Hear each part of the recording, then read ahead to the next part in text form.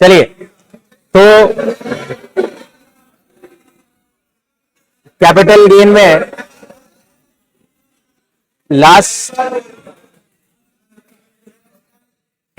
में last section जो मैंने डिस्कस करा था,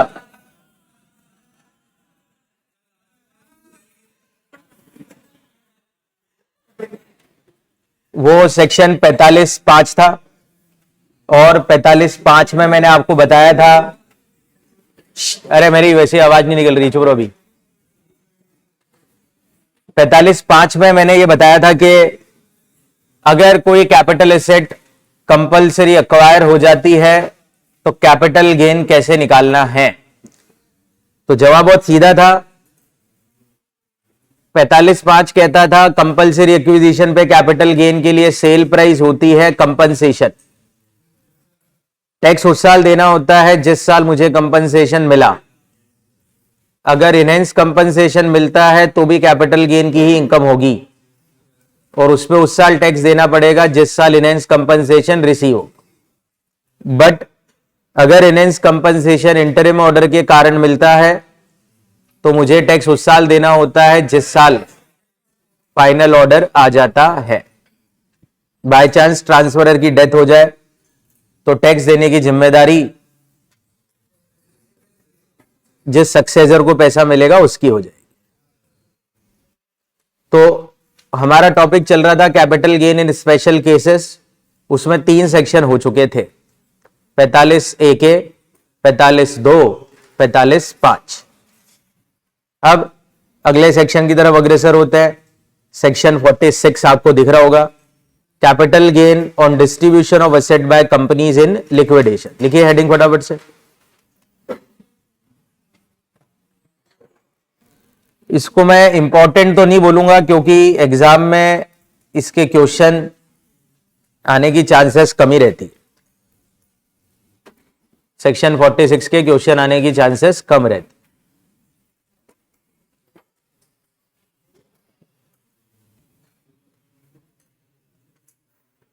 अब अगर मैं ध्यान से पढ़ूं, लिक्विडेशन से रिलेटेड कानून कैपिटल गेन में मैं पहले एक बार सीख चुका हूं। होल्डिंग पीरियड निकालने का पहला प्रोविजन यही था, ऐसे शेयर जो उस कंपनी के हैं जो लिक्विडेशन में चली गई है उसका होल्डिंग पीरियड एंड कर दूंगा जिस दिन कंपनी लिक्विडेशन में एंटर हो जाए। भैया आपको सारे कानून याद रखने हैं, तो पहली बात ये आ चुकी है। अब मैं उसी कानून से आगे बढ़ता हूं। लिक्विडेशन में क्या होता है, एक कंपनी बंद होती है और अपनी सारी आउटसाइड लायबिलिटीज वगैरह चुकाने के बाद जो भी सरप्लस बचता है वो कंपनी अपने शेयर होल्डर को बांट देती है। सिंपल प्रोसीजर है लिक्विडेशन का। जल्दी हाथ खड़े करो, ठीक है ना। अब अगर मैं इसको थोड़ा सा एनालाइज करके देखूं तो क्या होता है। अभी मेरे साथ कंपनी लिक्विडेट हुई, लिक्विडेशन में कंपनी ने अपनी असेट डिस्ट्रीब्यूट करी शेयर होल्डर को, तो 2 पर्सन इन्वॉल्व हो गए मेरे लिए। एक कंपनी खुद इन्वॉल्व है और एक शेयर होल्डर इन्वॉल्व। 2 अलग अलग पर्सन है टैक्स के हिसाब से। बोलिए, कंपनी ने असेट डिस्ट्रीब्यूट करी शेयर होल्डर को, तो इसका इफेक्ट, इस डिस्ट्रीब्यूशन का इफेक्ट कंपनी पे क्या पड़ेगा, पहला प्रश्न। और इस डिस्ट्रीब्यूशन का इफेक्ट शेयर होल्डर पे क्या पड़ेगा, दूसरा प्रश्न। क्लियर है क्या सबको। पहले प्रश्न की तरफ अगर बढ़े तो कंपनी ने अगर अपनी एसेट शेयर होल्डर को डिस्ट्रीब्यूट करी तो इस घटना पे सेक्शन लगेगा 46(1), तो इसका ट्रीटमेंट 46(1) में आएगा। और शेयर होल्डर की तरफ से अगर मैं सोचूं तो आपको पता है शेयर होल्डर को क्यों मिली एसेट,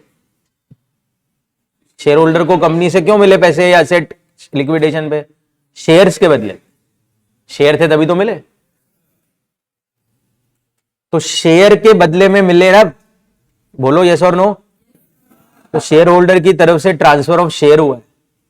क्या बोला मैंने, ट्रांसफर ऑफ। तो उनपे भी टैक्स बन सकता है, उसके लिए सेक्शन कौन सा बना हुआ है, 46। तो दोनों पार्टी पे टैक्स लायबिलिटीज क्रिएट हो सकती है। कंपनी ने एसेट बांटी तो transfer of capital asset by company, share holder को एसेट मिली, पर किसके बदले में? शेयर्स के बदले में, transfer of share by the share. यहां तक क्लियर हुआ? तो अब दो सेक्शंस में डिस्कस करता हूं, 46 सबसेक्शन 1, 46 सबसेक्शन 2। 46 सबसेक्शन 1 क्या कहता है? कंपनी के लिए बात कर रहा हूं। 46(1) कहता है इस ट्रांजैक्शन को ट्रांसफर नहीं माना जाता है। वैसे मैं पीछे चला जाता हूं वापस। सेक्शन 47 मुझे बताता है कौन कौन से लेन देन को ट्रांसफर नहीं माना जाता। याद है क्या आपको? सेक्शन 47 बताता है कौन से लेन देनों को ट्रांसफर नहीं माना जाता। वहां पे आपने लेन देन पढ़ लिया, पर उसके अलावा सेक्शन 46(1) भी मुझे ये कहता है कि अगर एज ए कंपनी मैं लिक्विडेशन पे अपनी एसेट शेयर होल्डर को बांटता हूं तो इसे ट्रांसफर नहीं मानते, मुझे कोई टैक्स नहीं देना, मैं कंपनी हूं, ध्यान रख ले। वापस से बोलूं, एज ए कंपनी अगर मैं लिक्विडेशन पे अपनी एसेट शेयर होल्डर को डिस्ट्रीब्यूट करता हूं, इसे ट्रांसफर ऑफ एसेट नहीं माना जाएगा और मुझे कोई टैक्स देने की जरूरत नहीं।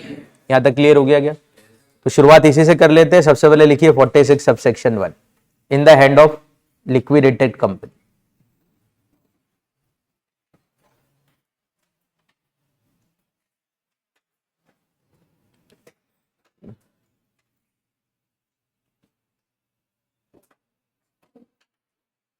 In the hand of liquidated company,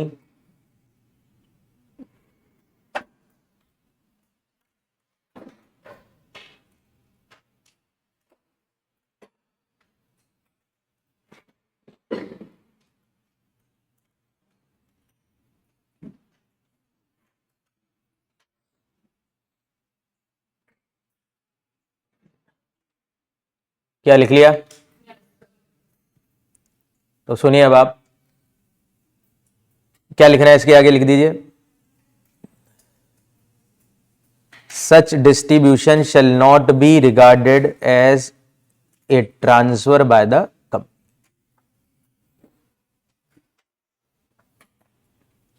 such distribution shall not be regarded as transfer by the company. नए विद्यार्थी आए क्या? आए थे क्या? कितने थे? आज ही तो पूछ रहा हूँ, वर्तमान में जीता हूं मैं तो, कैसे क्या है? ये तुम्हारी जीएसटी चालू करा दूंगा मैं जैसे ही वो पास हो जाएंगे ना।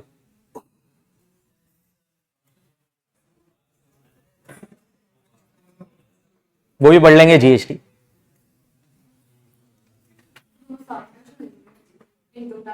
यस, हमेशा ही साथ में चलते हैं। मतलब ये बोल रही है दोनों इनकम टैक्स और जीएसटी साथ में चलेंगे। हाँ, कैपिटल गेन के बाद साथ में चलते। चलिए जी,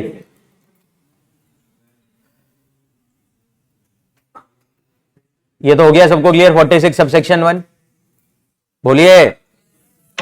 कंपनी तो हो गई फ्री, फ्री हो गई यार। अब नंबर किसका आया? शेयर होल्डर के लिए सेक्शन कौन सा लगेगा? पहले लिख लेता हूं 46 सबसेक्शन 2, लिख देना आगे।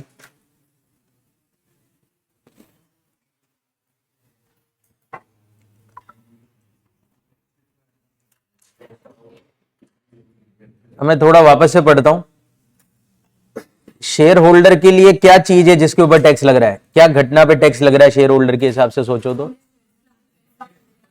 जो पैसा कंपनी से उनको मिल रहा है या पैसा या एसेट मिल रही है जो भी है, उसके रिसीव होने का कारण यह है क्योंकि मेरे पास कंपनी के शेयर है, मैं शेयर होल्डर बन गया हूं, ध्यान रखें।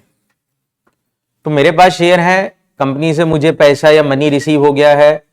टेक्निकली वो जो पैसा या मनी या सॉरी क्या एसेट और मनी मेरे को मिले, हो सकता है कि एसेट दे दे कंपनी, हो सकता है मनी भी दे दे, नगद भी दे सकती है, हो सकता है क्योंकि एसेट एज इट इज दे दे। अरे आ गया ना? तो जो भी मुझे कंपनी से मिलेगा टेक्निकली वो मेरे शेयर का सेल कंसिडरेशन, सही है। कैपिटल गेन किस चीज पे हो रहा है? शेयर्स पे हो रहा है, शेयर के बदले में मिला है।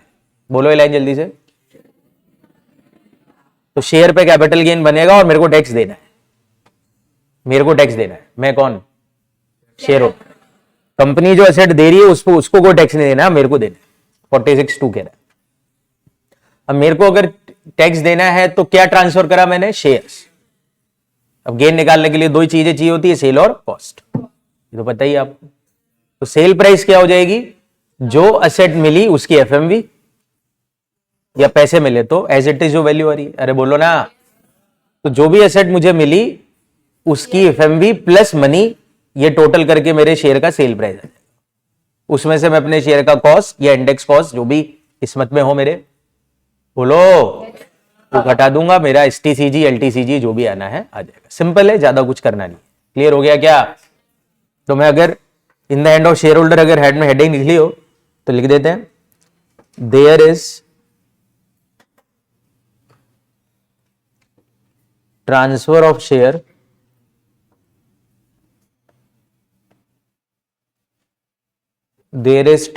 Share and capital gain will be generated.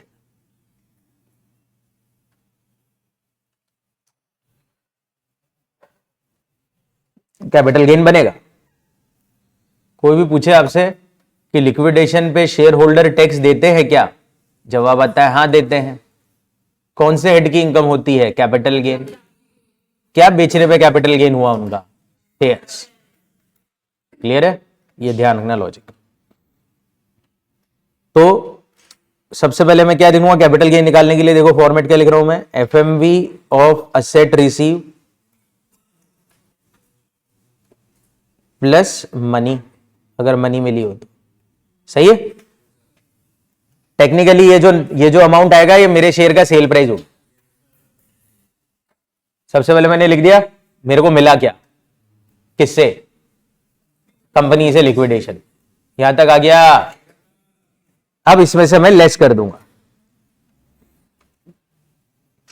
अब यहां पे जो लेस करूंगा ना वो एक बहुत नई चीज है, वही चीज है जिसके कारण ये सेक्शन में दम आता है। उसका नाम देखिए मैं क्या लिख रहा हूं, deemed dividend under section 222C। एक चीज माइनस करी मैंने, क्या नाम है उसका? Deemed dividend under section 2 subsection 22 clause C. क्या है बताऊंगा। ये घटाऊंगा, इसमें से जो बचेगा ये है नेट सेल प्राइस, जो भी आप बोलो। ट्रांसफर के खर्चे हो तो भी घटा देना अगर हो तो, बाई चांस। होते ही नहीं है क्योंकि यहां पे तो कुछ ट्रांसफर के खर्चे तो होंगे ही नहीं, कोई ले तो रहा ही नहीं ना, दलाली ना कुछ ना कुछ। अरे समझे क्या? थोड़ा सा अगर आईक्यू लगाओ तो पता पड़ जाएगा। माइनस इसमें से क्या कर दूंगा, कॉस्ट ऑब्लिक इंडेक्स कॉस्ट। हो सकता है कि पुराना लॉ लग जाए, बाकी नया लॉ लगेगा तब तो कॉस्ट ही माइनस होगी, लॉन्ग हो चाहे शॉर्ट हो, बोलो ना। और जो बचेगा वो हो जाएगा मेरा एलटीसीजी, सॉरी क्या, एसटीसीजी ऑब्लिक एलटीसी। तो सिंपल सा तरीका है, ऐसे करके मैं अपना गेन निकालू। इसमें से देखो ये चीज समझ में आती है, ये चीज समझ में आती है, केवल दिमाग किसमें लगाना है? इस चीज। तो अगर आप ये लिख लो तो मैं इसको समझाने की कोशिश करता हूं। ये क्या लफड़ा है?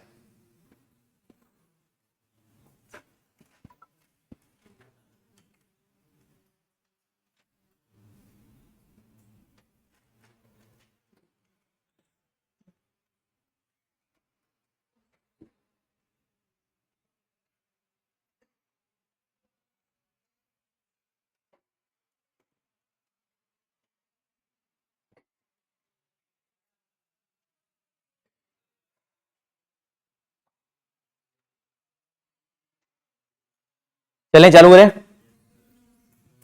अब आप समझिए, एग्जाम्पल पे आते हैं, इधर देखिए। देखो मैं अगर किसी भी कंपनी के शेयर खरीदता हूं तो सबसे पहले मेरा पीओई पे आता है। मैं अगर किसी कंपनी के शेयर खरीदता हूं तो मेरी क्या लालच है?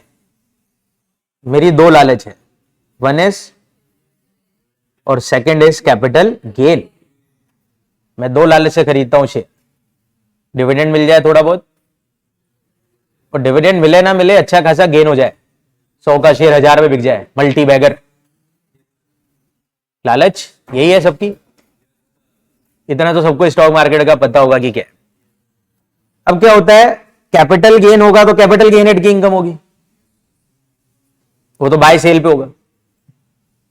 क्या बोला? कैपिटल गेन तो बाय सेल पे होगा। आज पता पड़ रहा है क्या? पता है आपको? इसी और डिविडेंड आपको पता है कौन से हेड की इनकम है? Ayush. Capital gain special income है। आप जैसे लोगों को भी अब समझाना पड़ रहा है मेरे को भी। स्पेशल इनकम पे स्पेशल रेट, नॉर्मल इनकम पे स्लैब रेट, स्पेशल इनकम है। एलटीसीजी की क्या टैक्स रेट है? नए लॉ वाली। अब तो नया लॉ ही कमाएंगे सब, देखा जाए तो। अभी जो गेन कमा रहे सभी नए लॉ में कमाएंगे। और ये जो डिविडेंड इनकम है ये स्पेशल नहीं है, स्पेशल नहीं है। ये तो आईओएस हो जाएगी, नॉर्मल इनकम है। इसका मतलब इस पे क्या लग सकती है?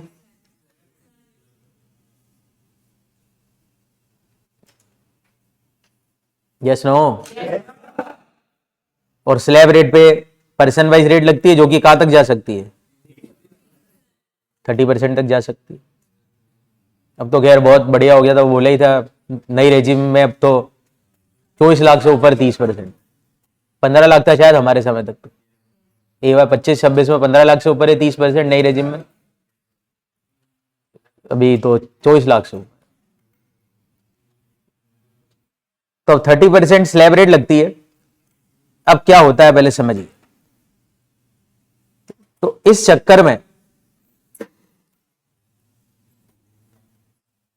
कैपिटल गेन की टैक्स रेट कम है, डिविडेंड की टैक्स रेट ज्यादा हो सकती है। रईस लोगों के बारे में सोचो जो 30% यूं कमा लेते हैं। 24 लाख से ऊपर वाले के, नई रेजिम में 24 लाख से ऊपर वाले के सोचो, और बाकी ओल्ड रेजिम में तो वही चल रहा है अभी भी घिसा बैठे ही। और तुम क्यों अभी सोच रहे हो? तुम तो 15 लाख ही सोचो। और डिविडेंड जो कमाता है, मोटा डिविडेंड तो वही लोग कमाते हैं जो रईस है। छोटे मोटे निवेशक क्या एक दो शेयर में कितना डिविडेंड कमा लेंगे? 2 रुपए शेयर, 5 रुपए शेयर में कितनी कमाई होती? तो डिविडेंड हमारे जैसे लोगों के लिए तो है ही नहीं। डिविडेंड हमारे जैसे लोगों का तो एक ही लालच है यार, रातों रात करोड़पति बन जाऊं, कैपिटल गेन। आम लोग तो यही है, कैपिटल गेन ही कमाते। कौन ऐसा शेयर होल्डर है जो आज की तारीख में सोचेगा यार मैं तो पैसा लगाता हूं डिविडेंड के लिए? कोई नहीं सोचता। पर बड़े रईस लोग तो मोटा डिविडेंड कमाते हैं। अब रिलायंस से मुकेश अंबानी को कितना डिविडेंड मिलता होगा सोचो, इतना बड़ा शेयर होल्डर। संगम से रामपाल सोनी को कितना डिविडेंड मिलता? और ऑब्वियसली 30% टैक्स भी जाते होंगे, हाँ या ना? अब यही चक्कर होता है, क्योंकि डिविडेंड टैक्सेबल है मेरे लिए। जो कंपनी डिविडेंड देती है उसको कोई टैक्स नहीं देना होता, कंपनी के लिए कुछ नहीं करना है। डिविडेंड का ट्रीटमेंट शेयर होल्डर के लिए टैक्सेबल है। अब क्या होता है कि मैं कुछ ऐसे जुगाड़ ढूंढने की कोशिश करता हूं जिसमें कि कंपनी से पैसा मेरे पास आ जाए पर उसका नाम डिविडेंड ना हो। इससे फायदा क्या होगा? पैसा तो मेरे पास आ जाए, डिविडेंड ना हो, तो दैट मींस। और ये पब्लिक कंपनी के शेयर होल्डर के बारे में सोचो, आप प्राइवेट कंपनी के बारे में सोचो। मेरी कोई प्राइवेट कंपनी है, गिने चुने परिवार वाले शेयर होल्डर है, जैसे L2C NP प्राइवेट लिमिटेड में 5-6 लोग आदमी शेयर होल्डर है। अब क्या होता है, मेरी प्राइवेट कंपनी पहले पैसा कमाए, उस पे 30% टैक्स मेरी कंपनी दे रही है, क्योंकि 30% टैक्स रेट है डोमेस्टिक कंपनी। यानी ऑलरेडी मेरी कंपनी ने अगर 1 करोड़ रुपए कमाए हैं एक नंबर में, तो 70 लाख रुपए तो कंपनी के पास बचे। अब 70 लाख रुपए जो कंपनी के वो मेरे को चाहिए, ताकि मैं भी अपना कुछ लाइफ एंजॉय कर सकूं, प्रॉफिट। अब मैं अगर 70 लाख रुपए की कमाई निकालना चाहूं तो डिविडेंड बोल के निकालूंगा। प्रॉफिट तो डिविडेंड में रूप में ही आएगा।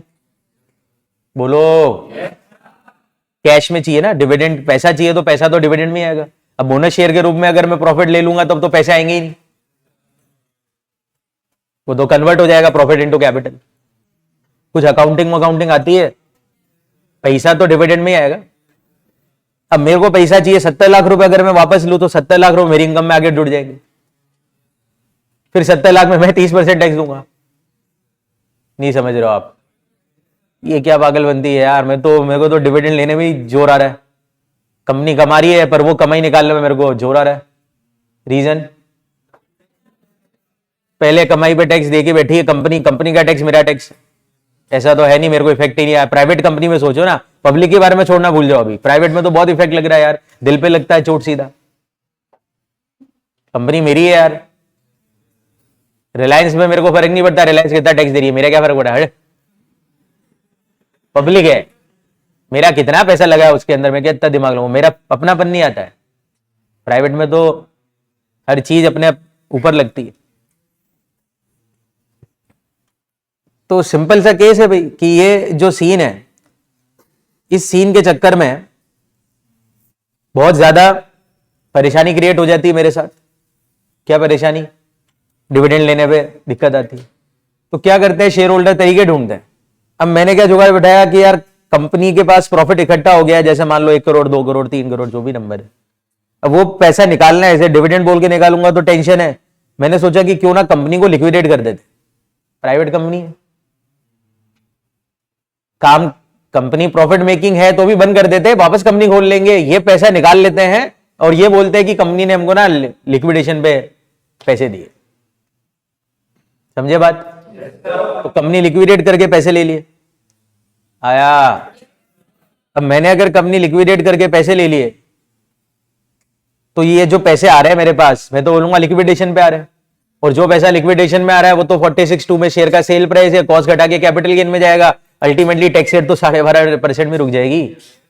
ये सारा पैसा तो कैपिटल गेन में जाके टैक्सेबल हो गया। हाँ या ना? कंपनी बंद भी होगी तो क्या फर्क पड़ता है, वापस से खोल लेंगे। नहीं, कंपनी प्राइवेट कंपनी अपने नाम से चलती है, वापस बना लेंगे। कम से कम दिमाग लगाकर डिविडेंड बोल के लेता तो, दिमाग लगा लिया मैंने यार, ऐसा दिमाग तो हर कोई लगाएगा, सरकार तो बर्बाद हो सकती है। तो सरकार ने डिविडेंड की डेफिनेशन दी, और आईओएस में डेफिनेशन है डिविडेंड को, क्या आईओएस की इनकम, वहां पे पढ़ेंगे भी अपन। और वहां पे बोला डिविडेंड इंक्लूड डीम्ड डिविडेंड। क्या बोला? मतलब क्या हुआ कि गवर्नमेंट की तरफ से कुछ चीजों को डिविडेंड माना जाएगा। क्या बोला मैंने, वापस से बोलो तो? मतलब एक्चुअल में लेन देन डिविडेंड का नहीं है, फिर भी गवर्नमेंट बोलेगी नहीं, ये जो पैसे मिल रहे हैं ना, हम तो डिविडेंड ही बोले। ऐसे ही एक क्लोज है deem dividend under section 222C। क्या बता रहा? डीम डिविडेंड अंडर सेक्शन, वहां पे ये लिखा हुआ है, ऐसे 5 क्लोज है, ABCD, 5 या 6 क्लोज हो गए अब तो, ABCDEF 6 ऐसे लेन देन है, उसमें से एक लेन देन ये भी है। इसमें क्या लिखा हुआ है 220C में कि अगर लिक्विडेशन पे मुझे कोई असेट या पैसा मिलता है, किससे, तो वो पैसे को डिविडेंड बोलेंगे up to the limit of accumulated profits. क्या बोला मैंने? तो अब जुगाड़ देखो क्या होने वाला है मेरे साथ। सपोज करिए लिक्विडेशन हुआ मेरी कंपनी का और मुझे कंपनी से 50 लाख रुपए मिले। अब इस 50 लाख रुपए में डिविडेंड है कितना रुपया, सारा नहीं, जितना प्रॉफिट्स है कंपनी की बुक्स। अब सपोज करें कंपनी के पास एक्यूमुलेटेड प्रॉफिट है 20 लाख रुपए, लिक्विडेशन के साइड में एक्यूमुलेटेड प्रॉफिट है कितने रुपए के, तो 50 लाख रुपए में से 20 लाख रुपया सरकार बोलती है तो डिविडेंड मिला है तेरे को भाई, और 30 लाख रुपए लिक्विडेशन पे मिले, सेल प्राइस। तो टोटल मुझे मिले कितने, उसमें से 20 लाख क्या है, कौन से सेक्शन का, तो ये तो आईओएस में जाके टैक्स लगेगा इसमें तो, और ये 30 लाख रुपए कैपिटल गेन में जाए, 46.2 की सेल प्राइस है।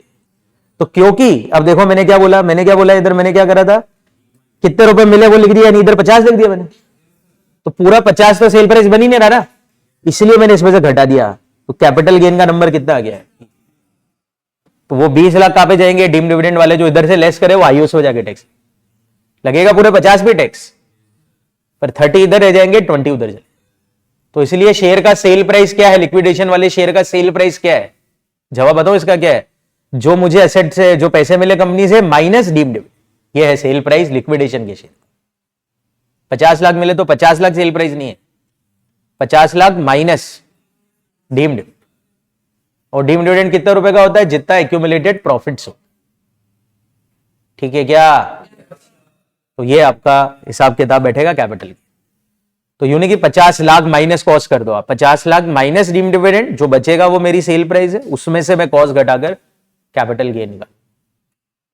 क्या आ गया आपको गणित क्लियर, पक्का श्योर हो सब? ये 222C मैं बाद में लिखाऊंगा जब आई उसमें सारी क्लोज एक साथ पढ़ाऊंगा तो लिखा। आ गया। वापस से पूछ लेता हूं फाइनल चीज, लिक्विडेशन पे जो भी पैसा मुझे कंपनी से मिलता है वो पूरा मेरे शेयर की सेल प्राइस होता है, ट्रू के फॉल्स? इतना सा चीज स्टेटमेंट पूछा, ये भी नहीं सुना? लिक्विडेशन पे कंपनी से जो भी पैसा मुझे मिलता है वो मेरा पूरा सेल प्राइस ऑफ शेयर है। जवाब क्या है? नो मत बोलो आप, डिपेंड करेगा बोलो आप। अगर कोई एक्यूमुलेटेड प्रॉफिट नहीं है तो पूरा ही सेल प्राइस है भाई। डिपेंड करेगा कि उस कंपनी के पास एक्यूमुलेटेड प्रॉफिट है या नहीं। अगर है तो up to the limit of that profit तो डिविडेंड है और बचा हुआ सेल प्राइस। और अगर नहीं है प्रॉफिट्स तो फिर पूरा पैसा सेल प्राइस है। क्या दिक्कत है उसमें? बोलो ना। तो ये है आपका 46 सेक्शन। बोलो। और एक चीज और सुनी लेना, ये जो भी एसेट मुझे कंपनी से मिलेगी लिक्विडेशन पे, आगे इसको भी तो सेल कर सकता हूं। अरे मिलने वाली एसेट भी तो बेचूंगा। तो जब एसेट मिली और वापस बेचूंगा तो वापस कैपिटल गेन होगा उस एसेट पे भी। अरे अलग लेन देन है ये किस चीज का कैपिटल गेन निकल रहा है? शेयर्स का। फिर जो एसेट मिली वो भी तो बेच सकता हूं। सपोज करो लिक्विडेशन में कंपनी ने जमीन दे दी मुझे, अब जमीन बेच दी मैंने आगे, तो जमीन का कैपिटल गेन तो जैसे निकलता है वैसे निकलेगा। फिर उस जमीन की कॉस्ट क्या पकड़ोगे आप? जो इधर सेल प्राइस में जोड़ा था आपने। आ गया। इधर जमीन की एफएमवी को सेल प्राइस बनाया था, आगे वही जमीन की क्या बन जाएगी? Cost price. क्लियर सबको? चलिए तो खत्म हो गया ये 46। आइए इसका क्वेश्चन पहले कर लेते हैं फिर आगे देखते। 14 वाले में देखिए,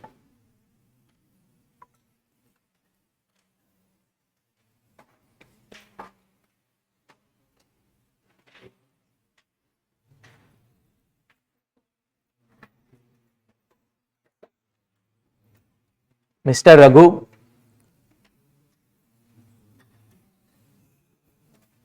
Mr. Raghu purchased 10,000 equity share of AB Avenue Private Limited on 25 March 2005 for rupees 1,20,000। तो मैंने शेयर खरीदे 25 मार्च 2005 को कितने रुपए में? 1,20। ये मेरा सीओए है बेटा, क्या बताइए? COA. The company went into liquidation on 30 June 2024। Liquidation हो गया। The following is the summarise financial position of the company as on 30 June 2024। आपने देखा होल्डिंग पीरियड शेयर का यहां से यहां तक चलेगा। लॉन्ग है नेचर। तो कंपनी की बैलेंस शीट देख लीजिए। कंपनी के टोटल 60,000 शेयर है, 6 लाख की वैल्यू। जनरल रिजर्व में 40 लाख पड़े हैं। प्रोविजन फॉर टैक्स 8,22,212 का बना रखा है। कंपनी के पास एक लैंड अर्बन एरिया में 22 लाख रुपए की और बैंक में बैलेंस पड़ा है 32,22,212। The set remaining after discharging liability for income tax were distributed to the shareholder in the proportion of their shareholder. Income tax liability चुकाने के बाद जो भी पैसा बचा वो सारा का सारा पैसा कंपनी ने शेयर होल्डर को बांट दिया। जमीन की मार्केट वैल्यू देख लीजिए कितने की है? 60 lakh. Agriculture land receive as above was sold by mister Raghu on 28 February 2025 for 15 lakh. Discuss the tax implication in the hand of company and mister Raghu. ठीक है, जो जमीन मिली वो भी मैंने बेच दी 15 लाख में। आपको बताना है कंपनी और रघु में क्या इंप्लीकेशंस आएंगे। तो कंपनी तो कुछ है ही नहीं यार, कंपनी में तो कोई इंप्लीकेशन ही नहीं है। कौन सा सेक्शन लग रहा है?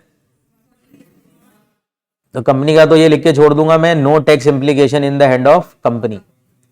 बोलिए वापस से, क्या लिख के छोड़ दूंगा? No tax implication in the hand of company. Company को तो साइड कर देते। शेयर होल्डर पे क्या होगा? आइए, शेयर पे गेन आएगा एक तो शेयर होल्डर के नाते, और एक वो जो जमीन मिली मैंने वापस से बेची उस पर भी गेन आएगा। दो गेन आएंगे। शेयर का गेन 46.2 से निकलेगा और जमीन का दो जो निकलता है वैसे। तो आइए सबसे पहले शेयर का सेल प्राइस ढूंढते हैं। क्या होता है शेयर का सेल प्राइस? जो मुझे एसेट मिलेगी उसकी वैल्यू। क्लियर है? अब मुझे क्या मिलेगा कंपनी से, पहले मैं वो सोचता हूं। कंपनी के पास है क्या? क्या पैसा है और बैंक बैलेंस है प्लस लैंड। लैंड कितने की है? पर ये तो बुक वैल्यू है। मेरे को क्या चाहिए होती है, यानी इससे काम करना है, इसको तो काटी, बोलिए। तो 60 लाख रुपए की तो जमीन है कंपनी के पास, बैंक में बैलेंस बढ़ा है 32,22,212, ये गलत हो जाएगा। 32,22,212 नहीं बढ़ा, इसमें से 8,22,212 तो टैक्स उगाएगी कंपनी। तो जो देने के लिए कैश अवेलेबल हो तो 24 लाख आया क्या? अरे लाइबिलिटी तो देगी ना पहले। तो अब मुझे क्या मिल सकता है देखता हूं मैं। मेरे पास कंपनी के शेयर हैं कितने, तो टोटल कितना है, तो जितना है सब मेरे को नहीं मिलेगा। 1/6 मेरा हिस्सा, कंपनी के टोटल एसेट्स में मेरा हिस्सा 1/6 है। कैसा है 1/6? 10,000 शेयर, 60,000 शेयर, 1/6। बोलिए। तो आइए करिए, सबसे पहले तो 60 लाख का 1/6, 10 लाख की तो जमीन मिल जाएगी, बोलो। और 24 लाख का 1/6, 14 लाख रुपए मिल जाएंगे टोटल। पहला काम तो ये हो गया, 14 लाख रुपए की तो एसेट रिसीव हो जाए। अब इसमें से माइनस क्या करूंगा, डीम डिविडेंड। है क्या डीम डिविडेंड? जवाब है बिल्कुल है। देखो कंपनी की बुक्स में प्रॉफिट पढ़े प्रॉफिट 40 लाख रुपए का प्रॉफिट है, तो इसमें डीम डिविडेंड कितना बनेगा, 40 लाख का 1/6। पूरा मेरा नहीं है, मेरा हिस्सा 40 लाख का 1/6 शेयर है। डीम डिविडेंड हो गया, ये मेरे शेयर की सेल प्राइस आ गया 7,33,333। इसमें से मैं अपने शेयर की कॉस्ट या इंडेक्स कॉस्ट घटा लूंगा। अभी आप देखते हैं, पहले लिक्विडेशन कब हो रहा है मेरा, 30 जून 2024 को हो रहा है। जब तक तो नया लॉ आ चुका है, नहीं आया, नहीं आया। 23 जुलाई 24 के पहले की बात, बोलो। इसीलिए मैं माइनस करूंगा इंडेक्स कॉस्ट। क्या माइनस करूंगा, इंडेक्स कॉस्ट तो करना आते ही होगा आपको। कॉस्ट कितनी है, 120 है, 120 मल्टीप्लाई बाय 363 डिवाइड बाय कौन से साल का है, 4-5 का नंबर चाहिए, 25,305। सही है, जो बचेगा वो आंसर है, लिख नहीं रखा है पर जो भी है वो आंसर आ गया। ये क्या आ जाएगा, कैपिटल गेन शेयर। इसका कितना बच रहा है, ये है LTC 347, this is LTC on which shares पे LTC जी हुआ है। हाथ खड़े करो जल्दी से। अब और क्या हुआ मेरे साथ, मैंने वो जमीन भी बेच दी, तो जमीन मिली कब,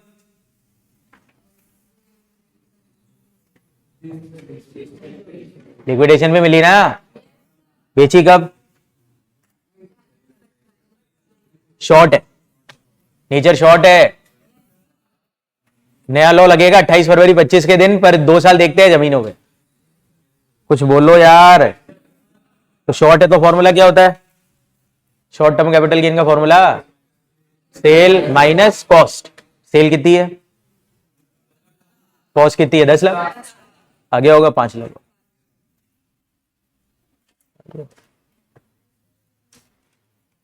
और ये जो अमाउंट है, ये पूरा टैक्स इंप्लीकेशन बताना है।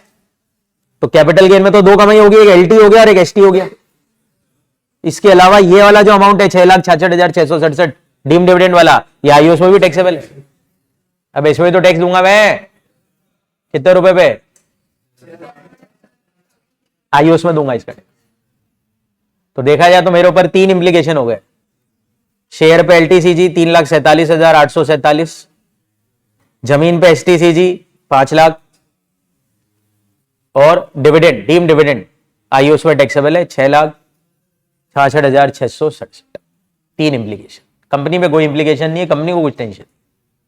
बोलिए यार।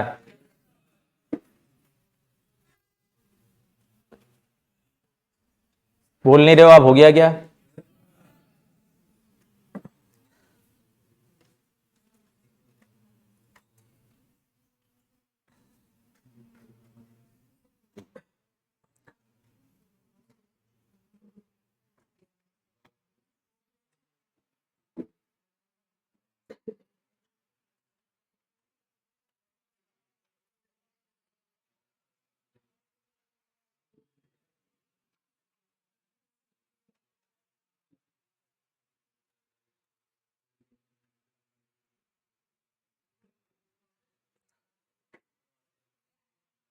आइए जी अगले सेक्शन में चलिए।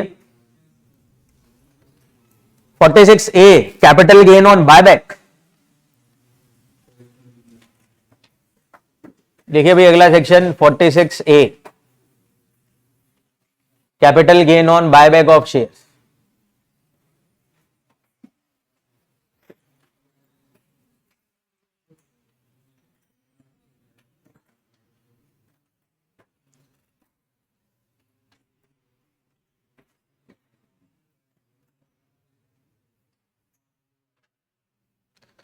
एक चीज बताओ, मधुमक्खी पालन से जो मैं पैसा कमाऊंगा वो एग्जेम्प्ट है कि टैक्सेबल है?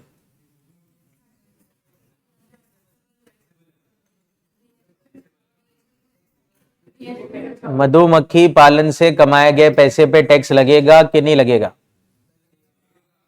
क्यों, एग्रीकल्चर इनकम नहीं है? फिर फालतू की बातें चल रही हो यार। 40 वाला कैसा लग जाएगा काम अभी इसमें? मधुमक्खी पालन है, सिंपल। मधुमक्खी पालन है मतलब शहद वहद बना के बेचता हूँ, जो भी XYZ काम है। क्या ये एग्रीकल्चर इनकम है? आपको याद है अभी कुछ समय पहले मैंने एग्रीकल्चर इनकम के बारे में एक चीज चिल्ला के बताई थी आपको। पशुपालन खेती नहीं है, बोला था। इनकम टैक्स में एग्रीकल्चर इनकम केवल 3-4 चीजों को माना जाता है। एक तो एग्रीकल्चर करना जमीन से जो होता है, रेंट और revenue derive from the land, याद है ना, मेरा खेत किराए पे दे दिया यार, फार्म बिल्डिंग, और एक और आप भूल गए होंगे, नर्सरी। पशुपालन खेती। तो मधुमक्खी पालन से कमाया गया पैसा टैक्सेबल है, और तो और ये 3580 का धंधा है। बी कीपिंग है ना, 3580 का धंधा है बी कीपिंग। तो 3580 का धंधा भी है, ये टैक्सेबल है, और तो और मैं 3580 की छूट भी ले सकता हूं इस धंधे में। तो 3580 में क्या छूट मिलती है? कैपिटल खर्चों का 100% डिडक्शन मिलता है मेरे को वहां पे। अरे हर कैपिटल खर्चे का 100% डिडक्शन है, एक्सेप्ट लैंड, गुडविल और फाइनेंशियल इंस्ट्रूमेंट्स। अभी मैंने जब समझाया था तो मैं ये देखना चाहता था आप कितना याद रखते हो। भूल भुला गए आप। चिल्ला के बोला था मैंने कि पशुपालन खेती नहीं, गाय भैंसे पालना, ये सब पालने से जो इनकम होती है टैक्सेबल। और अगर मेरे काम में 2 चीजें इन्वॉल्व होती है, खेती और बिजनेस, तो वो रेशो की जरूरत पड़ती है। भूल गए होंगे रेशो भी आप। 3 के तो रेशो लिखवाए थे मैंने, रबर, कॉफी, टी, और एक जनरल रूल था। रबर का रेशो था 35-65, ज्यादा वाला एग्रीकल्चर है। कॉफी में 2 थे, grown and cured 25-75, grown cured, grounded, roasted 40-60, T पे 40-60, और बाकी और कोई इनके अलावा का काम हो, जैसे मैंने कहा था पेडी से चावल बनाए, रहे हुए थे सब ये। टमाटर हुआ कि टमाटो केचप बनाए, इसमें भी दोनों चीजें इन्वॉल्व हो तो रूल 7, वो फॉर्मूला था एक। वो एग्जाम्पल बताया मैंने दिया, गन्ने से शक्कर बना के बेची, तो market value of sugarcane जो बेचा, प्लस जो शुगर केन आगे गन्ना शक्कर बनाने में काम लिया, उसकी market value minus cost of cultivation. याद है आपको? याद क्या? आपका एग्जाम है शनिवार को, तो मंडे को है, ठीक है? तो 8 दिन में क्या कर लोगे तुम? भैया आप देखो, ये आलसपन आपके जीवन में बहुत बड़ा विराम लगा देगा सफलता के लिए। मैं आपको पहले ही चेता रहा हूं।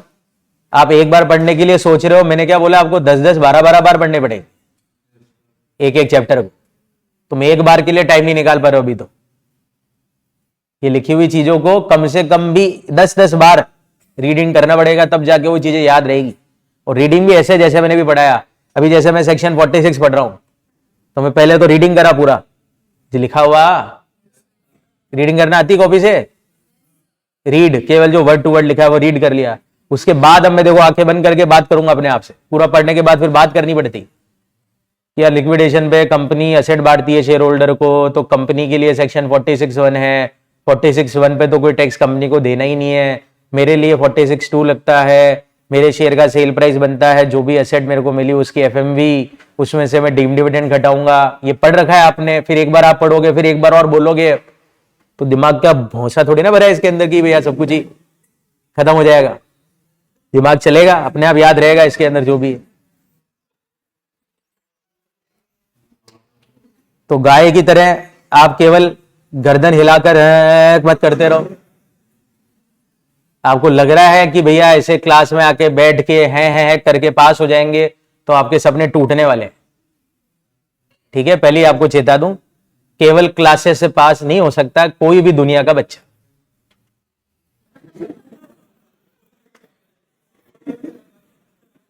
ये बता रहा है आपको, इसके ऊपर आप बीती है, इसको पता है अच्छी तरह से। तो इसलिए मैं आपको चेता रहा हूं, समय है तो समय का सदुपयोग करें। और एक और चीज होती है, 10 दिन का खाना आप एक दिन में नहीं खा सकते। तो अब ये सोचते हैं कि एक बार कोर्स हो जाएगा फिर मैं लास्ट में पढ़ लूंगा, ये फालतू की बातें कर करके ना कोई मतलब नहीं है, इलॉजिकल बातें हैं, रिजल्ट बैठेगा नहीं। फिर आपके पूरे बैच में से 1-2 जने पास होंगे, फिर बोलेंगे कि यार पूरा बैच फेल हो गया हमारा। मेरे को सबसे ज्यादा खतरे आपके बैच से लग रहा है। एक से बढ़कर एक धुरंधर है इस बैच में, जो बड़े बड़े उम्मीदवार हैं आलस के। और हो सकता है अभी तो मतलब मैं भी नहीं जानता अभी तो आपकी असली रेपुटेशन क्या है, वो तो थोड़े दिनों में पता पड़ जाएगी जब तक आप एंड में पहुंचोगे। पर लगता नहीं कि आपकी शक्ल देख के कि आप पूरी क्लासेस भी अटेंड कर पाओगे। बहुत हिम्मत चाहिए उसके लिए भी। पहले तो रोज की रोज आने में 4 से 5 बच्चे तो एवरेज छुट्टी में रहते ही हैं। वो ये ऐसा बैच है जिसमें कि लड़कियां ज्यादा छुट्टी में रहती है। वो लड़कियां तो ऐसी गई कि जो आने की पता ही नहीं है किसी के। एग्जाम चले जा रहे हैं अभी तक?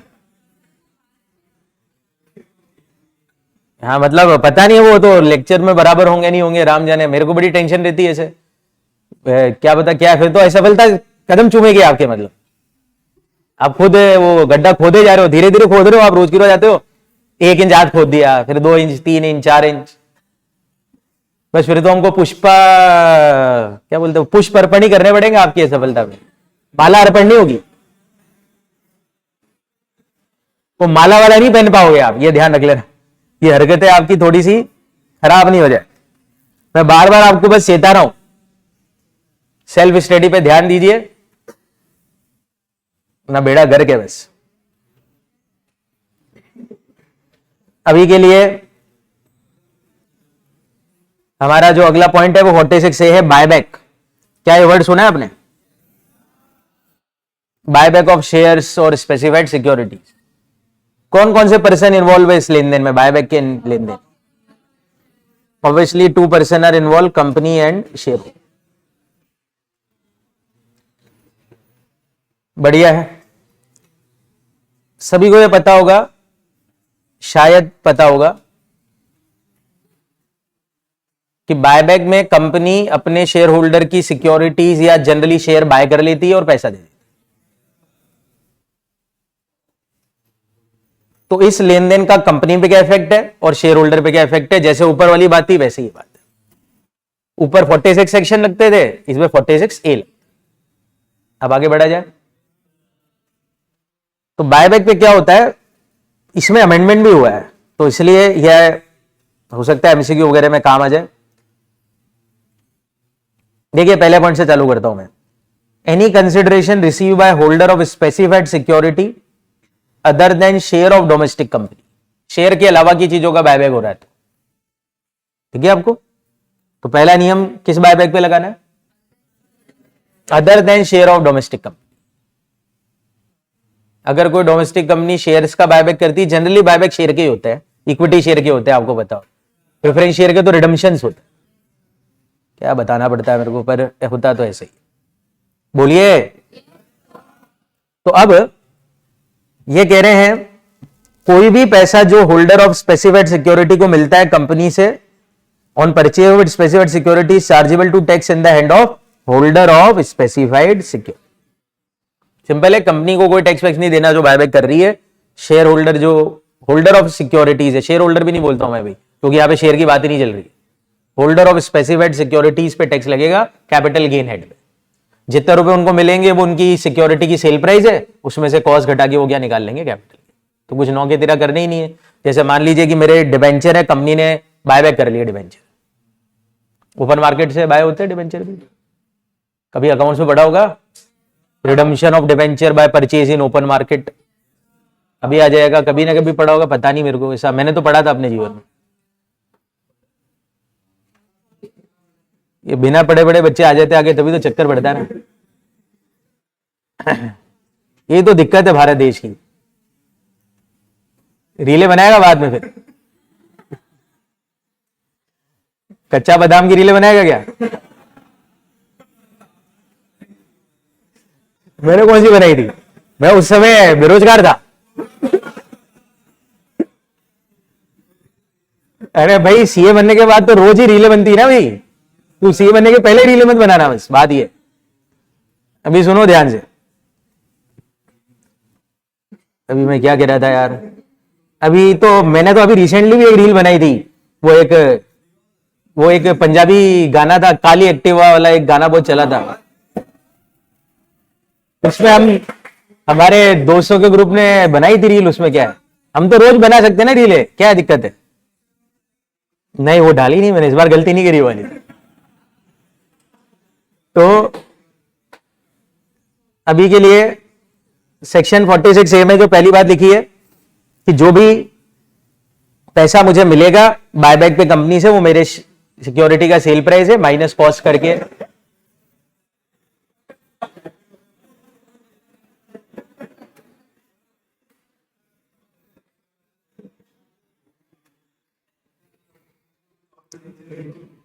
चलिए खैर अब बातें आप बंद कर दीजिए और देखिए, हाँ तो वो क्या सेल प्राइस और कॉस्ट मैनेज करके गेन निकल जाएगा। तो इसमें तो कुछ करना नहीं है, इसको तो इजी कर दिया काम, इसमें मेन यही खेल है यहां से। अब इन case of buyback of shares, और मेन तो प्रैक्टिकल लाइफ में तो यही होता है, कंपनी ज्यादातर क्या बायबैक करती है, शेयर्स। अगर शेयर का बायबैक होता है और किस तारीख के पहले होता है, डोमेस्टिक कंपनी के द्वारा, ये तो ऊपर बोल ही दिया, तो फिर क्या होगा टैक्स के हिसाब से सुन लीजिए। In case of buyback of share whether listed और अनलिस्टेड बिफोर 1/10/24, यहां पे डेट अलग है, 23 जुलाई 24 है भैया, हमारी पुरानी लॉ नई लॉ की, यहां पे डेट अलग है, नोट नहीं करा आपने, ये 1/10/24 का खेल है, 1/10/24 के पहले 1/10/24 ही बाय डोमेस्टिक कंपनी। ध्यान से सुनो, ये पुराना लॉ है, क्या होता था सुनो,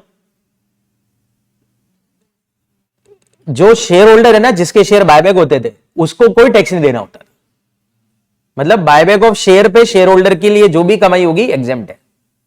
सेक्शन 1034A लगता था, क्या लगता था बताइए?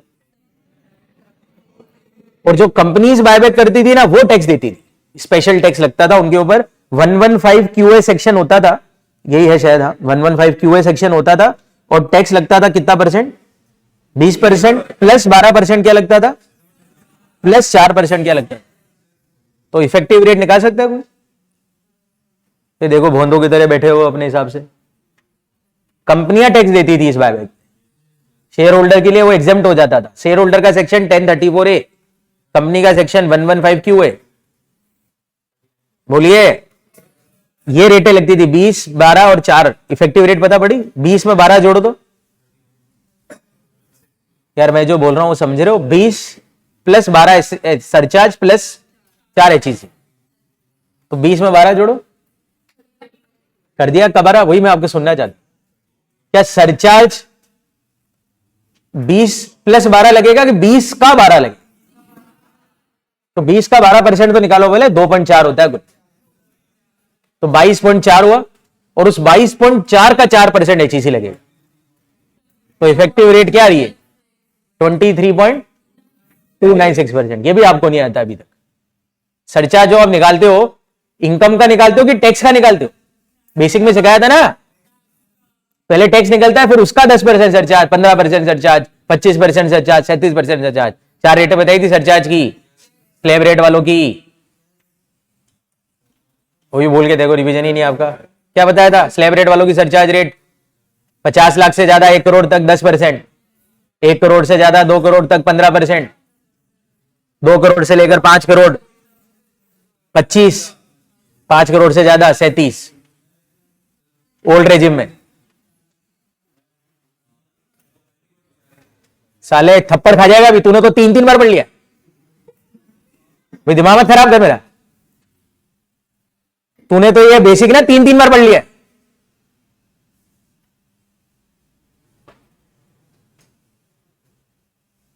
और बाद वाले को भी सरचार्ज की रेटें तो बताई हुई है मैंने, जो बाद में भी आए थे बच्चे। सरचार्ज तो याद है, मार्जिनल रिलीफ नहीं बढ़ाया था मैंने उनको, अभी सरचार्ज की रेटें तो बता रखी है।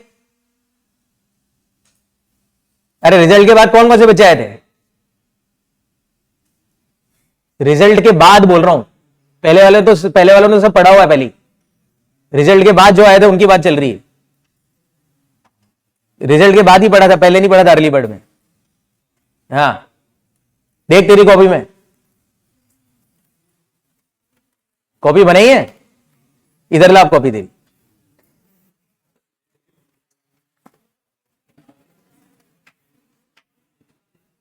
लिया तू भी एक कॉपी ला भाई, ला इधर।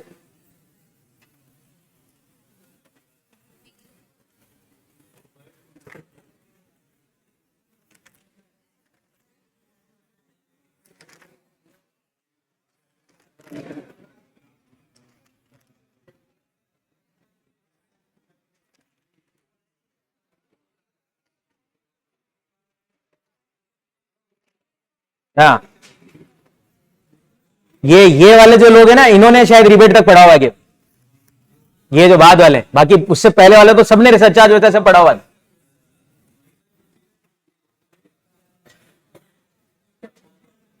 इन्होंने रिबेट तक पढ़ा हुआ है, टैक्स के अंदर टैक्स रेटें पड़ी हुई है, रिबेट पढ़ा हुआ है इन्होंने।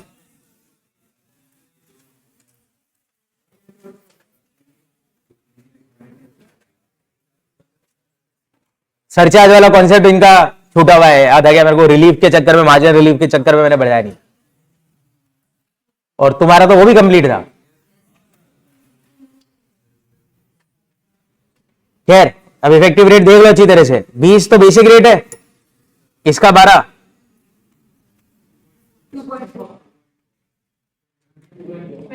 और इसका 4 जोड़ोगे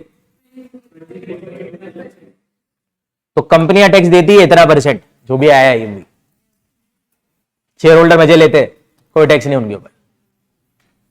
तो अगर मान लिया मेरे 100 रुपए का शेयर कंपनी ने 150 में बायबैक कर लिया, तो मैंने तो 50 रुपए पर शेयर कमाया है, पर मेरे को भी टैक्स नहीं दे।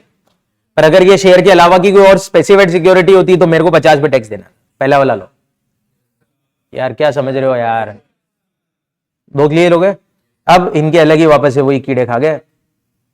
1/10/2024 या उसके बाद अगर बायबैक होता है शेयर्स, तो खुशखबरी सुन लीजिए, कंपनियों के लिए आई है। कंपनियों को अब कोई टैक्स नहीं देना भाई। अब कंपनियों को माफ कर दिया, तो फंसा कौन? शेयर होल्डर फंसा। कौन फंसा? और बहुत बड़ी बात कह रहा हूं मैं, सुनते रहना। In case of buyback of share whether listed unlisted on or after this date, the sum paid by domestic company for purchase would be treated as. और तो और क्या बोल दिया मेरे को, वो जो पैसे मेरे को बायबैक में मिलेंगे ना, 150 रुपए जैसे एक शेयर का बायबैक प्राइस है, तो 150 रुपया जो मेरे को मिला ना, वो डिविडेंड है। उसको कैपिटल गेन पे भी टैक्स नहीं लगाएंगे, डिविडेंड बोल के टैक्स लगाएंगे। समझ में आ गया अब रेटों का चक्कर आपको? अभी तो समझा रहा हूं, कैपिटल गेन में टैक्स लगता है तो 12.5% तक रुक जाती गाड़ी। ये उठा के कहां पर डाल रहे हैं? डिविडेंड बोल रहे हैं इसको, डिविडेंड मानेंगे इसको, स्लैब रेटों में जाके टैक्स लगेगा इसको। अब क्वेश्चन ही आता है कि सर 150 रुपए मिले और 150 को अगर डिविडेंड मिला लिया, बना दिया, तो मैंने तो शेयर 100 में खरीदा था, मेरी कमाई तो 50 रुपये हुई है। ये तो अर्थ का अनर्थ हो गया। 100 रुपए कॉस्ट भी तो है, 100 का 150 हुआ ना, 0 का 150 थोड़ी ना हुआ। जबकि आप बोल रहे हो जितने मिलेंगे वो डिविडेंड है। अब इन्होंने क्या बोला समझे? अगली बात सुनिए, वो जो कॉस्ट है ना, वो कैपिटल गेन में कॉस्ट बन जाएगी, और कैपिटल गेन के लिए सेल प्राइस 0 पकड़ लेना। तो सेल प्राइस जो 150 रुपए है वो डिविडेंड बन गया, तो मानेंगे शेयर बिके ही नहीं। तो कैपिटल गेन के लिए शेयर का सेल प्राइस क्या हो गया? 0 0 माइनस 100 का क्या हो जाएगा? लॉस हो जाएगा कैपिटल। तो कैपिटल गेन में 100 का लॉस क्रिएट हो जाएगा, और 150 की आयुष में क्या जनरेट हो जाएगी? सर फिर मैं सेट ऑफ कर लूंगा, वापस 50 भी टैक्स लगा। नहीं है। कैपिटल गेन का एक और नखरा है, अभी आज सीखोगे। कैपिटल गेन का लॉस किसी हेड से सेट ऑफ ही नहीं होता। तो ये जो लॉस है वो सेट ऑफ होगा ही नहीं, कैरी हो जाएगा। अरे सेट ऑफ ही नहीं कर पाऊंगा मैं। तो जो 150 मिले उसमें तो टैक्स ले लेगी सरकार, पर ये 100 के लॉस का तो कोई यूज ही नहीं है, क्योंकि अगर मेरे का कोई गेन ही नहीं है इस साल, तो ये 100 का लॉस क्या हो जाएगा, कैरी हो जाएगा। डबल मार मारी है सरकार। यही है ना, वही ना। तुम नॉर्मल लोगों की तरह सोचोगे तो बस बैठे रहो, सीए की तरह दिमाग लगाओगे तो फिर तो बहुत कुछ कर दिया सरकार ने। 12 बजा दी। क्या 12 बजा दी आपकी भाई? पहले क्या होता था, 150 रुपए मिलते थे, कोई टैक्स लगता ही नहीं था, ना गेन निकालने नहीं था, कुछ भी नहीं होता था, जीरो इंजॉय। 150 आ गए, 100 चले गए, कुछ नहीं करना, कंपनियां दे देगी जो टैक्स देना है। अब क्या होगा, कंपनियां तो कुछ नहीं करेगी। अब मेरे को जो करना है करना है, मेरे को अपने आईटीआर में शो करना है नंबर। मैं कौन यार? आप फील्ड में क्यों नहीं आते हो यार? समझ रहे हो ना? वापस से बोल रहा हूं, ये पढ़ने का तरीका ही फॉलो करना पड़ेगा, तभी आपको चीजें याद रहेगी और सवाल में गलतियां कम होने की चांसेस। गलतियां तो होगी, चांसेस कम हो जाएगी। अपनापन लाओ क्वेश्चन के साथ, अपनापन लाओ कानूनों के साथ। सर मेरे तो जीवन में बायबैक कभी हुआ ही नहीं, मैं क्या बताऊड़ी करूं? अरे भाई, फील करो कि बायबैक हुआ, मेरे शेयर का बायबैक है, मेरे को पैसे मिल रहे 150, तो मैं सोचता हूं ना क्या कर रहे हैं।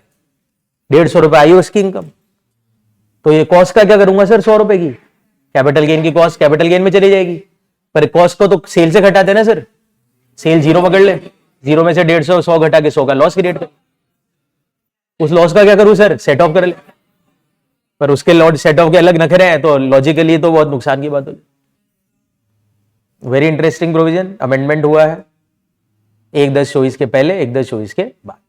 तो आपको दिखेगा आगे जाके, देखो आईओएस में चली जाएगी, और no deduction of expenses would be available against such. उसमें से कोई डिडक्शन भी मिलेगा 150 रुपए में से। 150 रुपए की जो इनकम आईओएस की, उसमें से डिडक्शन भी नहीं मिलेगा। ठीक है?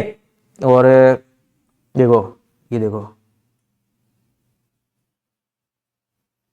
Value of consideration. देखो सेक्शन 46 है जो कैपिटल गेन का सेक्शन है। कैपिटल गेन में क्या होगा? 46 है क्या कह रहा है? वैल्यू ऑफ कंसिडरेशन को क्या ले लेना, मतलब सेल प्राइस ऑफ शेयर नील पकड़ लेना कैपिटल गेन निकालने के लिए, और कॉस्ट ऑफ एक्विजिशन और वैल्यू ऑफ कंसिडरेशन का जो डिफरेंस है वो तेरा क्या हो जाएगा, लॉस को लेके पकड़, जो भी है। सेट ऑफ करने का आपको बताइए कि लॉजिक तो बैठेगा ही नहीं।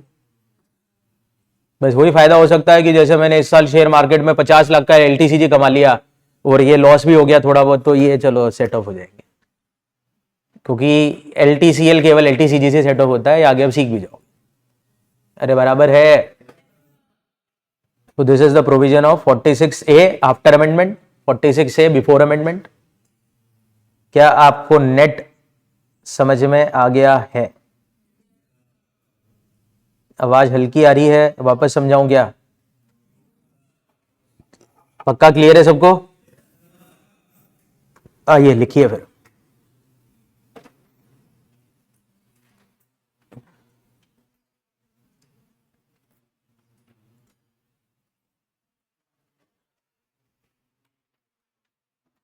अब बायबैक के मैं दो कानून बना रहा हूं। दो कौन से? नहीं नहीं नहीं, पहले तो बायबैक ऑफ स्पेसिफाइड सिक्योरिटीज,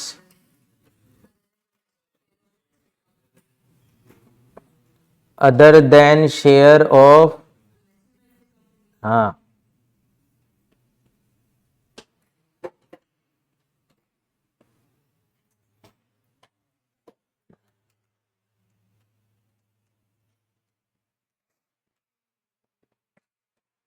बताइए इसका ट्रीटमेंट कंपनी के लिए। और दूसरा ट्रीटमेंट कैसा लिख दूं? सिक्योरिटी होल्डर लिख दे दो।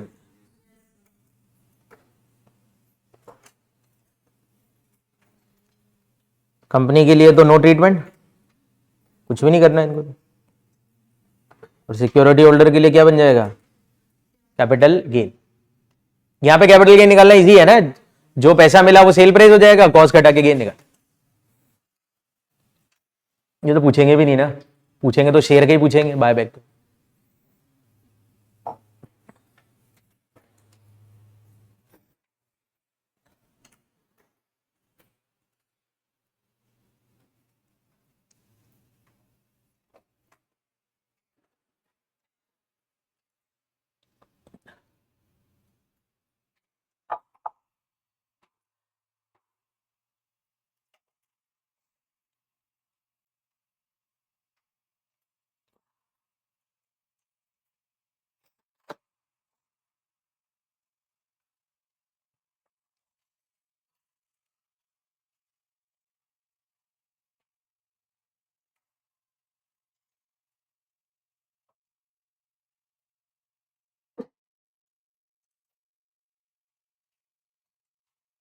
क्या लिख लिया? अब आ जाओ, बायबैक किसका? Share of domestic company. अब मेरे को कंपनी लॉ आता नहीं है, याद नहीं अभी कानून मेरे को, तो कंपनी लॉ के क्या फॉरेन कंपनी भी शेयर के बायबैक कर सकती है इंडिया में?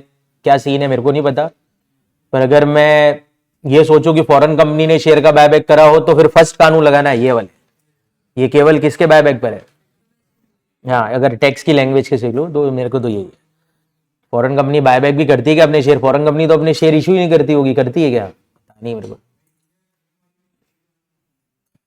नहीं नहीं, इंडिया में कंपनी लिस्ट कराकर तो कोई भी कर सकता है, इंडियन कंपनी बनाकर तो कर ही सकता है, पर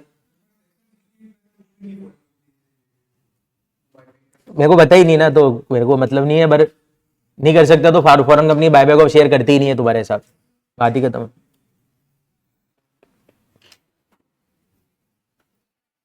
सरों से पूछना ना, मेरे से क्यों पूछ रहे हो तुम? दो सर है तुम्हारे पास लॉ के, उनसे पूछना buyback of share in securities by foreign company का क्या सीन है, कानून क्या कहता है? मेरे को क्या पता कानून क्या कहता है कंपनी में।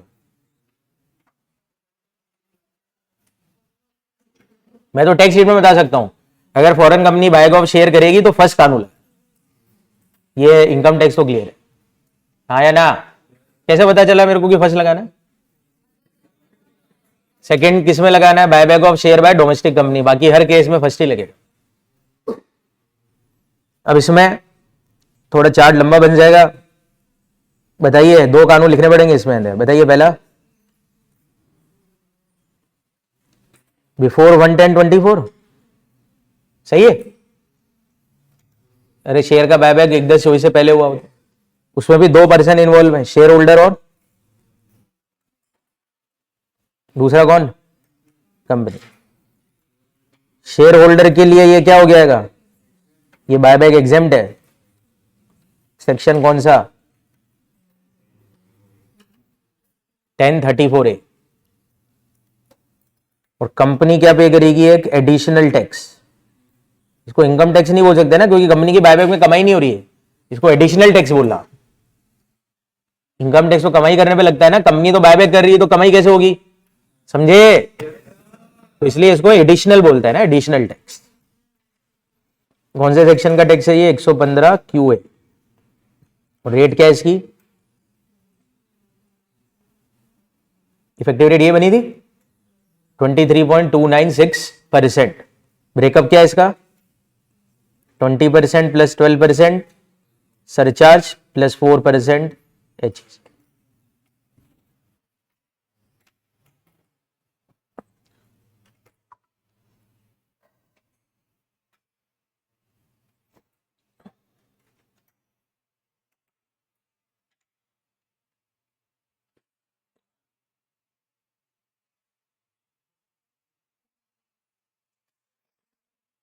क्या हो गया?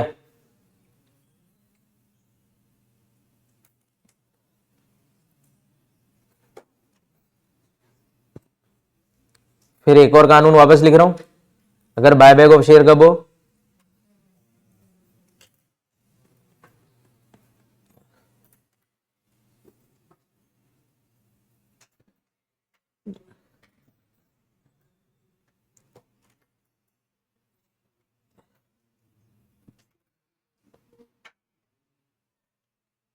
इसमें भी दो पर्सन में बता दे दूं, कंपनी और शेयर।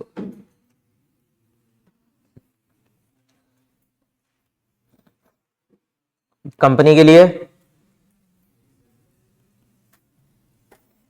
लिख दो बेटा नो टैक्स, कंपनी अब कोई टैक्स नहीं देगी। शेयर होल्डर के लिए बताइए पहला ट्रीटमेंट, इसे क्या बोला जाएगा? डीम डिविडेंड ही बोलेंगे इसको, है ना? इसका सेक्शन भी अगर मैं पूरा लिख दूं तो इसका सेक्शन बताऊं, ये है 222F। जैसे सी में वो था लिक्विडेशन, तो ये अमाउंट डीम डिविडेंड बन के 222F सेक्शन के तहत जाकर कौन से हेड में टैक्सेबल हो जाएगा? पूरा अमाउंट है ना, बायबैक का जितना पैसा मिला सब पूरा आई उसमें चला जाए। 150 रुपए मेरे नंबर में ना। और कैपिटल गेन में क्या करना है फिर आपको? सेल कंसिडरेशन क्या मान लेना? नील। इसमें से लेस क्या कर देना, कॉस्ट। अरे कैपिटल गेन हेड में है, शेयर का सेल प्राइस 0 मान लेना, कॉस्ट घटा देना और क्या क्रिएट कर लेना, कैपिटल लॉस। चाहे वो शॉर्ट हो चाहे लॉन्ग, ये भी नेचर तो होगा इसका भी, शॉर्ट लॉन्ग।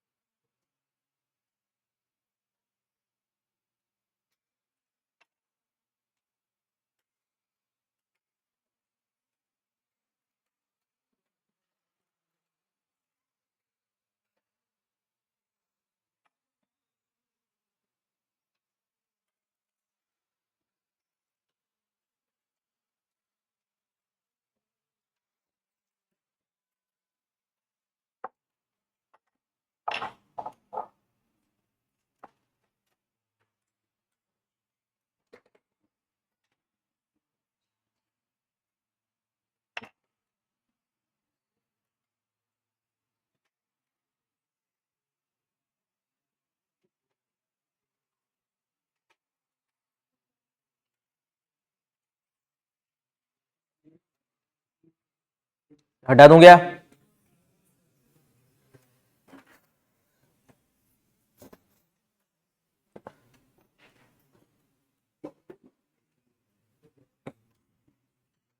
सुख तेरा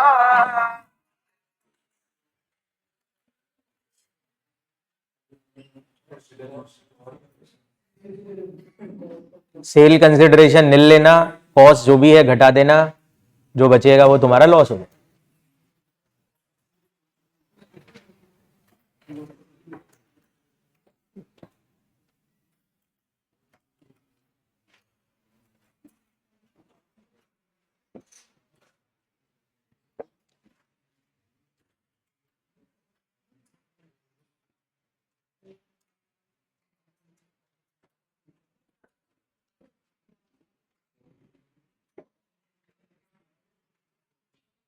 चलिए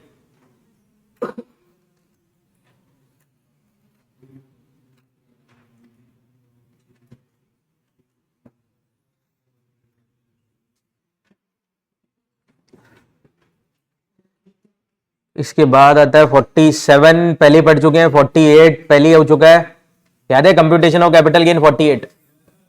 49 कॉस्ट निकालना पहले हो चुका है। 50 डेप्रिशिएबल एसेट पहले हो चुका है, पीएनपी में बढ़ाया था 50। देखा जाए तो 45 से चालू करके 50 तक के अब सारे सेक्शन कैपिटल गेन के खत्म हो चुके। अब अगला जो सेक्शन है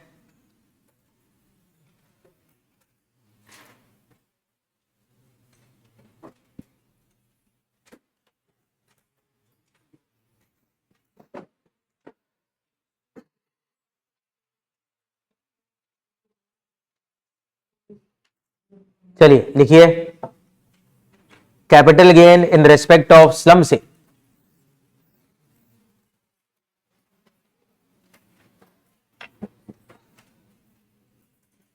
capital gain in respect of slump cell.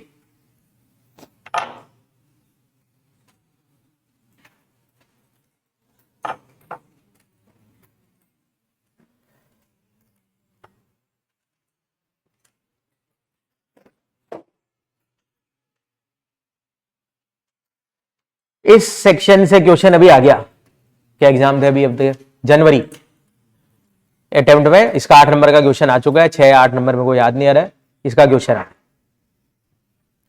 तो ये मान लीजिए कि कम से कम 8 से 10 अटेम्प्ट तक तो इसका क्वेश्चन नहीं आया, क्योंकि यही इसका हिस्ट्री है।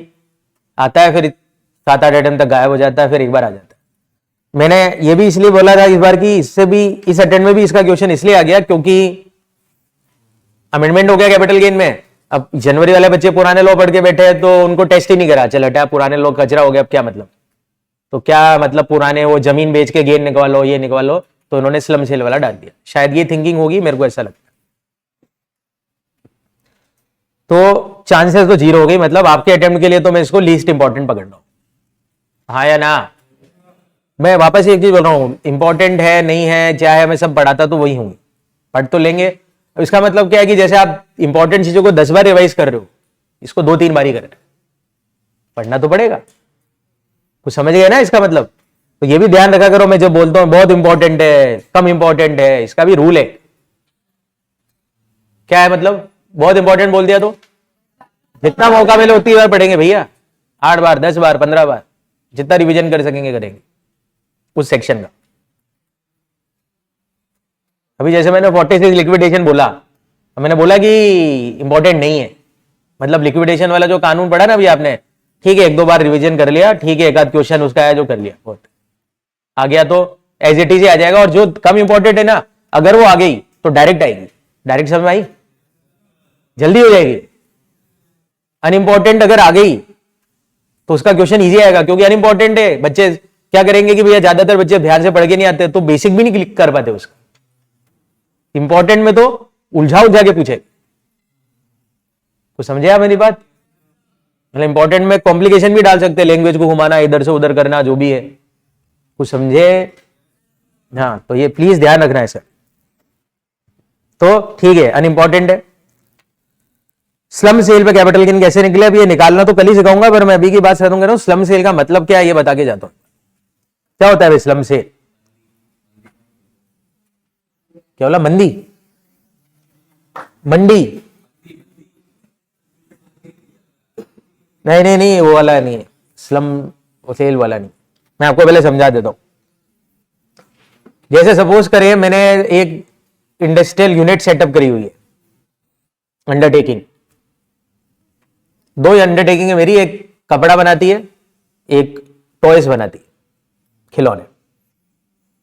कपड़ा बनाने वाली यूनिट तो प्रॉफिट मेकिंग है मेरी, पैसा अच्छा कमा रहा हूं।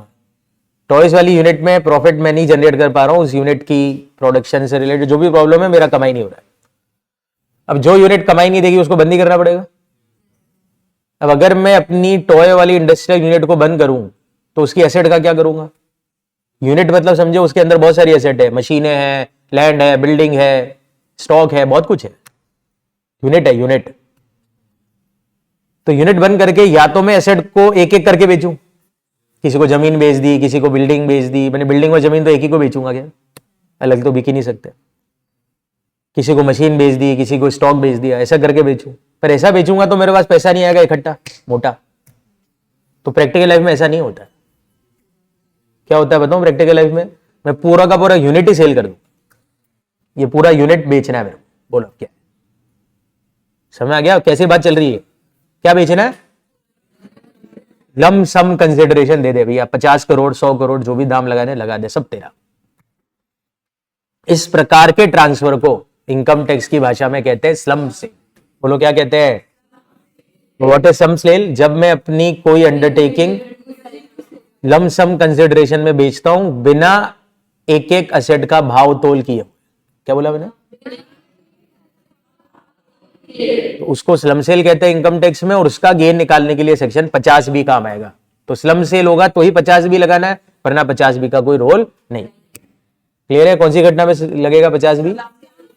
स्लम सेल से कमाए गए पैसे पे 50 भी लगता है। कौन से हेड में जाती है इनकम? कैपिटल गेन, क्योंकि कैपिटल गेन का सेक्शन है तो हेड तो कैपिटल गेन। बोलो ना। तो लिख दो सबसे पहले meaning of slump cell, section 242C, पहला पॉइंट लिखिए।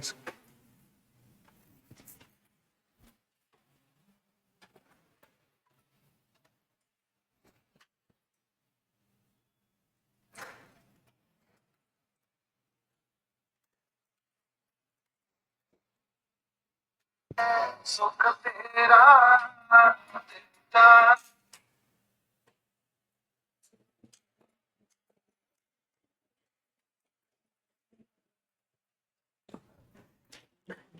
देख लीजिए।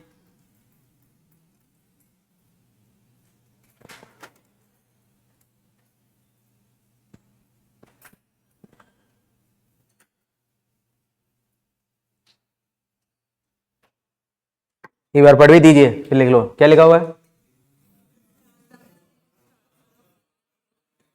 For a lump sum consideration without value being assigned to individual asset and liabilities.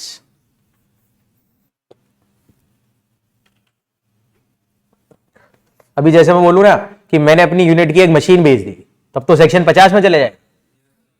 यार आपका दिमाग चलाओ यार, मशीन तो डेप्रिशिएबल एसेट है, डेप्रिशिएबल एसेट बेची तो कैपिटल गेन पे सेक्शन 50 है, वो भी तब जब लॉक खत्म हो जाए। अगर बाई चांस 100 मशीनों में से एक मशीन बेची तब तो 50 भी नहीं लगेगा। ये तो यार 1 करोड़ बार हो गई बात, अब क्या बताऊं इसके अलावा।